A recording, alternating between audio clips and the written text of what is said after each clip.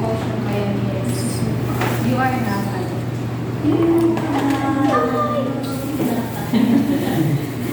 Yan. So, makibukas po tayo sa Hebrews 13 verse 5. Hebrews Aba, 13:5. Huwag kayong magmukhang pera at makontento kayo sa kung anong meron kayo. Kasi sinabi ng Diyos, hindi kita iiwan, hindi kita mababayaan. yan po. Sa generation na po kasi natin ngayon, marami pong mga tao na mas nag-aalala po sa mga bagay na para po sa kinabukasan po nila. Hindi po nila pinapang hawakan po yung sinasabi yung salita ng Diyos po. So, ito po yung reminder po sa atin ni Lord na kahit na kung ano po yung mga situation po natin sa buhay natin, is kasama po natin si Lord. Kahit na hindi po natin siya maramdaman or kahit hindi po natin makita na gumagalaw po sa buhay natin, is nararamdaman ko po kasi lagi po siya ang nasa tabi natin. Hindi lang po yung during ng natin, ang mga challenges natin, kundi before, during, and after po is nandiyan po si Lord. Si Lord po is hindi niya po inalis po yung paningin niya sa atin. Even po nag-wonder po tayo na paano po ulit natin umpisahan yung isang bagay kasi nagkaroon ng ganito, ganyan. Andyan po si Lord. Kasama po natin siya, loving us beyond understanding and holding us up. Nagme-make po siya ng way kahit na tayo po mismo is hindi natin alam kung paano ulit po tayo magsisimula kasi nga po nagkaroon po tayo ng challenges. Pero sabi po sa Psalms 18:16 to 19, Psalms 18, verse 16 to 18, verse 16. Mula sa kalangitan, itong Panginoon, sa malalim ng tubig, ako'y verse 17. Iniligtas ako sa kapangyarihan ng mga kaaway na di ko kayang naman. 18. Sinalakal nila ako noong ako'y naguguluhan, ngunit si Yahweh ang sa aking nagsagalang. 19. Nang nasa panganib, ako'y kanyang tinulungan. Ako'y iniligtas sapagkat kanyang kinalulusan. At sa Psalms 46 verse 46 verse 26 verse 8.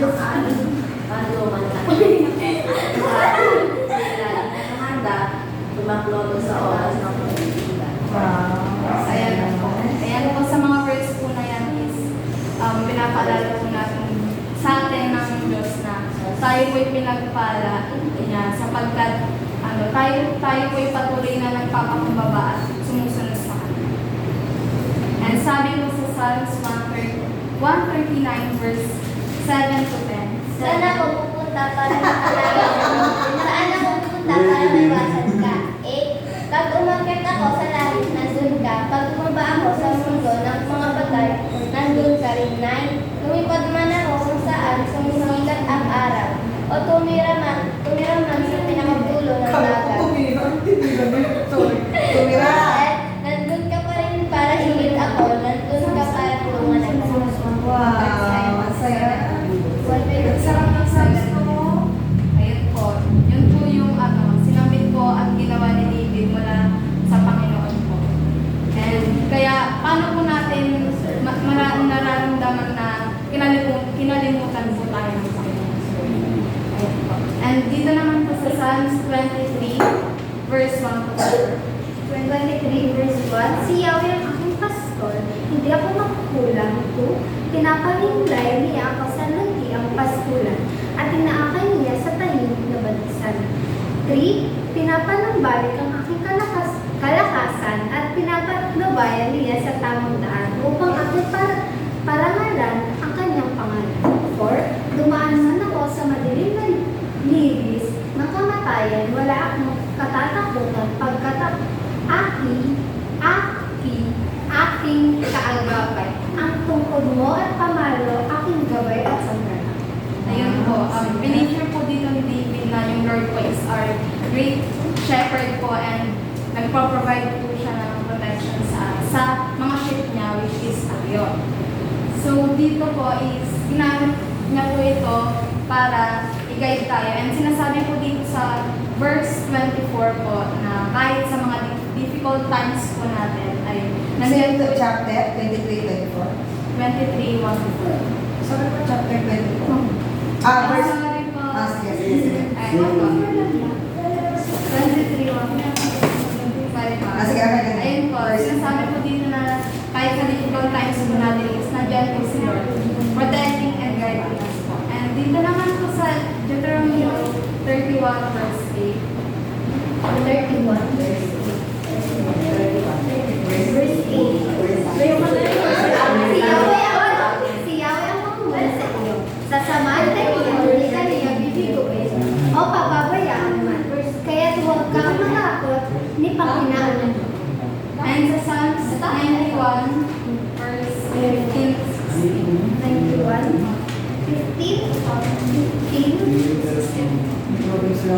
15. Kapag sila'y tumawag, laging handa ako na silang pakinggan. Aking sasamahan at kung may problema ay sasakluluhan.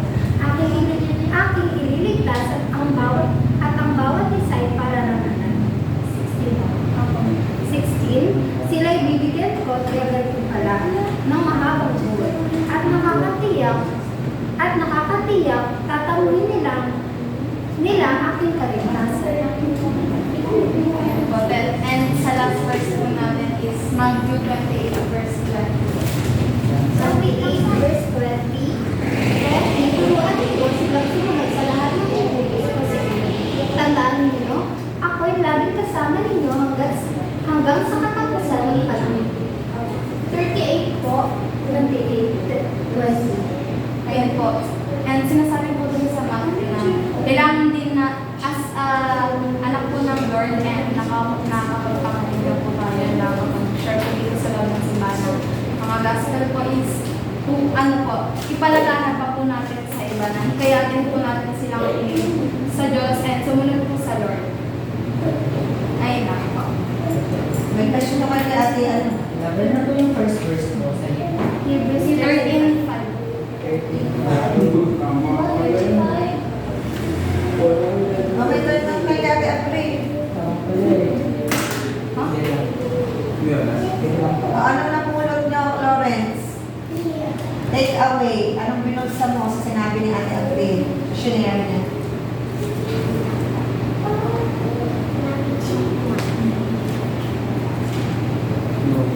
Walang kwenta yung binabasa mo, hindi mo naiintindihan. Yung ano ko, yung sa akin yung sa Matthew 28. Turuan sila sumunod sa lahat ng inuutos. Kasi ako po nung sasagot ko, yung nakwento ko na din po yung prayer meditation. Yung sa ang basa ko nga po na madali po problem, then yun po siya bigyan po ng verse po na ano po, magturo po tayo sa iba po ng word of God po. Ako na problema. Yung sa church sa Manila po. O tapos, ano yung binigay mo first? Mapray na yun yung aim pa rin po. Ah.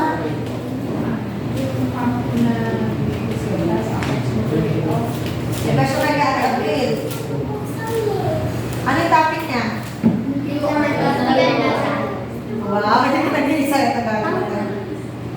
Bakit natin nararamdaman na minsan nag-isa lang tayo?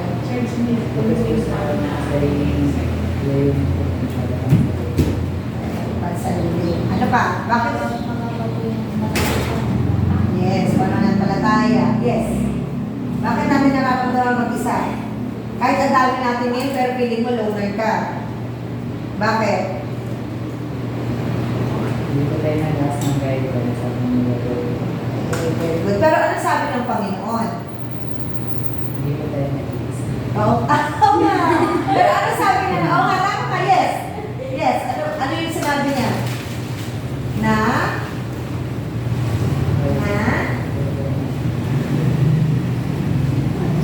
Hindi tayo nag-isa dahil yes, kasama natin siya sa anuman tayo magpunta. Pero may nabanggit si Ate Abril kanina. Sabi niya, Minsan daw, hindi natin nararamdaman ng Panginoon. Bakit? Narinig niyo ba yan kanina? Oo, narinig niya. Bakit kaya minsan hindi natin nararamdaman ng Panginoon? Kasi wala po sa kanya si Lord. Yes? Yes? Sige, bakit? Hindi mo po tayo. Yes, hindi pa po tayo. Meron. Bakit? Nararamdaman natin na we're alone because of malungkot ka, di ba? Pero bakit na feeling mo hindi mo nararamdaman si Lord? Parang hindi po tayo nakapokus sa Lord. Yes, hindi tayo nakafocus kay Lord. Yes, selfish. Meron ako hinahanap. Ito na prayers. Yes, that's enough prayer. Wala enough prayer. Pero, traffic natin ito kahapon. Ano po? Ang tanong ko is, sabi ni Ate Avril, feeling natin, hindi natin nararamdaman si Lord. Nalito po tayo ng daan. Parang tumingin po tayo sa alaw. Oo, yes? Bakit kaya tayo lumilikos kaliwat kanan? Parang dito kang gabi. Natapit ka ito. Kasi nga, iisa tayo ng puso. So, yun. Bakit kaya? Bakit? Na feeling mo, hindi mo nararamdaman si Lord. Pero sabi naman sa Bible, nandito lang si Lord. Nandiyan lang siya. Hindi tayo pababayaan, hindi tayo iwan. Hindi mo nararamdaman siya. Bakit? Ibang dapat na po yung pinalaman. Yes. Pero hindi nga. Sabi nga ni Lord, hindi nga tayo pababayaan. Bakit? Kahit saan ako magpunta, nandiyan siya. Tama? May meron tayong binasang verse. Tama? O ba't hindi mo nararamdaman si Lord? Pinagsasawalang mawala po natin. Ano po, yung mga ginagawa ko para sa atin. Yes. Bakit kaya? Meron po ang trust ko tayo sa kanya. Hindi nga natin siya nararamdaman. Feeling ko hindi natin siya nararamdaman. Sabi natin, bakit? Ano po siya? Ano rin po? Di ba sabi ni Ate Avril, minsan lang hindi natin nararamdaman. Gawin lang yan natin, hindi natin nararamdaman si Lord. Bakit? Hindi po natin sinisip. Ano po natin? Yes. Meron po eh. Malapit ka na. Ay, meron. Sige, ako na hindi. Pero excited ako. Based on ni Ate Avril. Bakit kaya? Sa Kawikaan po, chapter 4, 35 to 37 po, yung tinatapos ni Tito Ayan po na may meaning po siya na tatlo na lagi daw po natin ito yung nating pansin po sa patutungan daw po natin. Siya ay mabuting landas na ating kalakaran. Tapos, Ano chapter? Kawikaan? Kawikaan 4, 25 to 37. Okay. Tapos, yung pangatlo pong meaning point na po, sumakbang palayo sa lahat ng masama or huwag tayo makiayon sa masama. Very good. Ganito ka na rin. Meron ako sa kwan.